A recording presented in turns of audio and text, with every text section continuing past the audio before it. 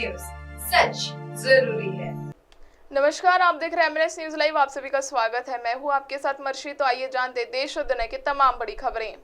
उससे पहले एक नजर आज की खास हेडलाइंस पर। दीक्षा भूमि पर धम्म दीक्षा, जापान के 20 उपासक लेंगे श्रामणेर दीक्षा। शिक्षिका ने बेटियों को बचाने का लिया व्रत। कोलार नदी प्रदूषण मुक्ति का सपना धूमिल। आइए अब देखते हैं खबरों को विस्तार से। दीक्षा भूमि पर धम्म दीक्षा, जापान के 20 उपासक लेंगे श्रामणेर दीक्षा। दरअसल धम्म चक्र प्रवर्तन दिवस निमित्त दीक्षा भूमि पर 3 दिवसीय धम्म दीक्षा समारोह होगा। 22 अक्टूबर को सुबह 9:30 बजे धम्म दीक्षा की शुरुआत हो चुकी है। 24 अक्टूबर तक यह सिलसिला जारी रहेगा। जापान के 40 प्रतिनिधि दीक्षा भूमि पहुंच रहे हैं। उनमें से 20 उपासक श्रामणेर दीक्षा लेंगे। डॉक्टर बाबा साहेब आंबेडकर स्मारक समिति दीक्षा भूमि के अध्यक्ष धम्म सेना नायक भदंत आर्य नागार्जुन सुरई ससाई ने यह जानकारी दी है। ससाई ने बताया कि धम्म दीक्षा समारोह 3 दिन होगा। देश विदेश से अनुयायी दीक्षा भूमि पर आते हैं। भदंत ससाई बुद्ध वंदना करने के बाद धम्म दीक्षा की शुरुआत हुई। इस अवसर पर भदंत धम्म सारथी, नागवंश, प्रज्ञा बोधि, भीमा बोधि, नागसेन, महानामा, राहुल, धम्म विजय, कश्यप, भदंत, धम्म प्रकाश, संघप्रिया, विशाखा गौतमी, पुंडलिक आदि मंच पर विराजमान रहेंगे। धम्म दीक्षा दिन भर चलेगी। समिति की ओर से भिक्षु संघ को भोज दान किया जाएगा। सोमवार 23 अक्टूबर को सुबह आज 10 से 11 बजे के दरमियान जापान के 20 उपासक भदंत ससाई के हस्ते श्रामणेर दीक्षा ले चुके हैं। उनमें महिला उपासकों का भी समावेश था। थाईलैंड के भिक्षु संघ की ओर से भोजदान दिया जाएगा। 24 अक्टूबर को दिन भर दीक्षा समारोह होगा। 3 दिन चलने वाले दीक्षा समारोह में हजारों अनुयायियों के दीक्षा लेने का भदंत ससाई ने विश्वास व्यक्त किया है। नजर डालते हैं अगली खबर पर। शिक्षिका ने बेटियों को बचाने का लिया व्रत। दरअसल प्रेम प्रकरण या जीवन में कुछ ऐसी घटनाएं होती है जिससे बेटियों का जीवन तहस नहस हो जाता है। वह घोर निराशा में डूबती चली जाती है। यहाँ तक कि घर छोड़ने या आत्महत्या करने की सोच मन में उत्पन्न होने लगती है।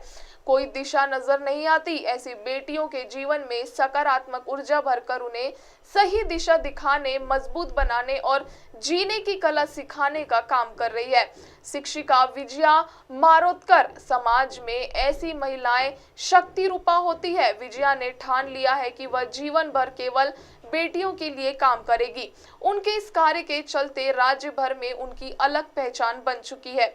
विजया ने मोबाइल का उपयोग करते समय बेटियों को सतर्क रहने के लिए कॉलेजों में जाकर व्याख्यान देना शुरू किया है। राज्य भर में प्रमुख शहरों के 383 कॉलेजों में उनका व्याख्यान हो चुका है। उन्होंने व्याख्यान के दौरान 3 प्रमुख विषयों को प्राथमिकता दी है। इसमें मोबाइल जरा संभल कर, अश्लीलता पर लगाम और नववधुओं को संदेश शामिल है। मोबाइल पर आने वाले मैसेज को कितना महत्व देना चाहिए या नहीं, इस पर उदाहरणों के साथ समझाया जाता है। तंग कपड़े या पाश्चात्य पद्धति के कपड़े पहनने से समाज पर होने वाला परिणाम व उसके कारण होने वाली घटनाओं के बारे में बताया जाता है। शादी के बाद तुरंत होने वाले तलाक की घटनाओं के कारण परिवार का संतुलन और परिवार को टूटने से बचाने के लिए विविध उपाय योजनाओं पर मार्गदर्शन करती है। हर रोज उन्हें इस कार्यक्रम के लिए बुलाया जाता है। वह सिर्फ व्याख्यान देकर लौटती नहीं, बल्कि वहां की लड़कियों से व्यक्तिगत रूप से मुलाकात करती, उनकी समस्याएं भी सुनती है, परिजनों से बातचीत कर उनका समुपदेशन करती है। इस तरह लड़कियों का भविष्य संवार रही है। नजर डालते हैं अगली खबर पर। कोलार नदी प्रदूषण मुक्ति का सपना धूमिल। दरअसल सावनेर तहसील में चिचोली, खापरखेड़ा व पोटा चनकापुर ग्राम पंचायत के गंदे पानी पर प्रक्रिया करने प्रस्तावित सीवेज ट्रीटमेंट प्लांट निधि के अभाव में लड़खड़ा गया है। खनिज प्रतिष्ठान से निधि मिलने की आस निराश में बदल गई है। कोलार नदी हो रही प्रदूषित चिचोली, खापरखेड़ा व पोटा चनकापुर ग्राम पंचायत का लाखों लीटर गंदा पानी कोलार नदी में जा रहा है। इस पानी से नदी का प्रदूषण स्तर बढ़ गया है। राष्ट्रीय हरित प्राधिकरण ने जून 2020 में जिला परिषद को कोलार नदी में जा रहे गंदे पानी पर प्रक्रिया कर प्रदूषण रोकने के निर्देश दिए। मार्च 2021 की डेडलाइन में दी गई इस अवधि में प्रदूषण नहीं रोकने पर प्रति माह 5 लाख रुपए जुर्माना ठोकने की ताकीद दी गई है। राष्ट्रीय हरित प्राधिकरण का आदेश प्राप्त होने पर जिला परिषद में खलबली मची। जिला परिषद में एसटीपी का स्टेटमेंट बनाकर निधि के लिए महाराष्ट्र प्रदूषण नियंत्रण मंडल के पास भेजा गया। जिला परिषद को निधि उपलब्ध नहीं होने से बात आगे नहीं बढ़ पाई। महाराष्ट्र प्रदूषण नियंत्रण मंडल से निधि नहीं मिलने पर कम लागत का लो कॉस्ट ट्रीटमेंट प्लांट की संभावना तलाशी गई, जिसमें नीरी का सहयोग लिया गया। जिप के पानी व स्वच्छता विभाग के पास उपलब्ध निधि से खर्च करने का नियोजन किया गया। स्थानीय नागरिकों ने लो कॉस्ट ट्रीटमेंट प्लांट लगाने का विरोध किया। उनका कहना था कि यह काम बार बार नहीं होता, एक ही बार में एसटीपी प्लांट लगाए ताकि लंबे समय तक समस्या नहीं होगी। नागरिकों के विरोध करने पर लो कॉस्ट ट्रीटमेंट प्लांट की योजना खटाई में पड़ गई। गत कुछ माह पूर्व नांदेड़ की तर्ज पर डिस्ट्रेलाइज्ड वेस्ट वाटर ट्रीटमेंट प्लांट का नियोजन किया गया। एक एजेंसी के माध्यम से चिचोली में एसटीपी के लिए जगह का सर्वेक्षण किया गया। एजेंसी ने जगह चिन्हित करने पर आगे की प्रक्रिया आरंभ हुई। निधि उपलब्ध नहीं होने से एसटीपी खड़ा करने की प्रक्रिया लड़खड़ा गई है।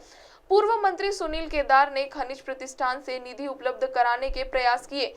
गत दिनों जिप के ग्रामीण जलापूर्ति विभाग को एसटीपी का एस्टीमेट तैयार कराया गया। खनिज प्रतिष्ठान से लगातार पत्राचार करने पर भी कोई प्रतिसाद नहीं मिल रहा है। 3 वर्षों से एसटीपी की प्रतीक्षा कर रहे नागरिकों की निराशा हाथ लगी। अब आप हमारे चैनल को आपके मोबाइल पर भी देख सकते हैं। मोबाइल में देखने के लिए प्ले स्टोर से MNS news TV app download करें। इंस्टा, ट्विटर, फेसबुक और अन्य सोशल मीडिया प्लेटफॉर्म पर हमारा चैनल उपलब्ध है। आप हमारे चैनल को लाइव भी देख सकते हैं www.mnsnewstv.com पर। फिलहाल वक्त हो चुका है दर्शकों ब्रेक का। ब्रेक से लौटने के बाद देखेंगे देश और दुनिया की तमाम बड़ी खबरें। नमस्कार।